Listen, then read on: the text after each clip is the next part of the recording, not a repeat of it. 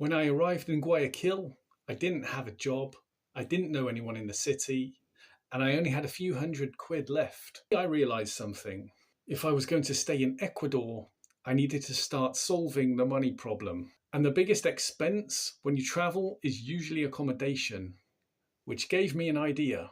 In the last video, I spent my first full day exploring Guayaquil and getting used to the city, but I needed to find some way of supporting myself. I had heard that some travellers work in hostels in exchange for a free bed. Usually it involves doing simple things like cleaning, checking in guests, and keeping the place tidy. So I started wondering if that might be possible where I was staying. So one day I asked the owners of the hostel if they ever needed any help, something like cleaning, basic maintenance, or helping out around the place. I had expected them to say no, but instead they actually did need someone. After talking about it for a bit, we agreed on a simple arrangement.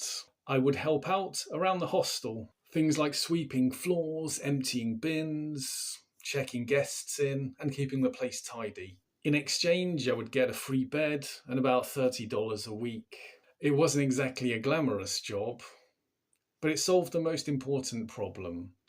I now had somewhere to stay. Looking back, that was actually a really important moment, because it was the first time since arriving in Ecuador that I felt like things were starting to stabilise.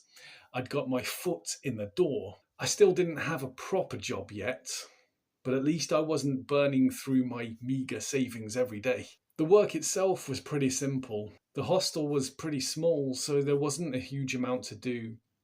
It definitely wasn't difficult work, and it gave me plenty of time to focus on the next step. Because the real reason I'd come to Ecuador was to find work as an English teacher. I already had experience teaching in South Korea and Colombia, so the plan was to start visiting language schools around the city and see if anyone was hiring. And this was one of those moments where the little experiment in my head felt slightly encouraging. When I left Bogota, I kept repeating the phrase, "Things are working out." At the time, it was mostly just a way to stop myself getting stressed when things went wrong. But now, for the first time, it actually felt like things might genuinely be moving in the right direction. The hostel job didn't last very long though, because only a short time later, something else happened. I started applying to language schools around Guayaquil. I printed off some CVs, and I was just walking around the streets looking for language schools, and when I found one, I'd go in, introduce myself, and hand them my CV. And surprisingly, the response was quite fast. Within just a few days of arriving in Ecuador, I would end up sitting in my first job interview in Guayaquil. And that interview would determine whether my plan to build a life in Ecuador was actually going to work.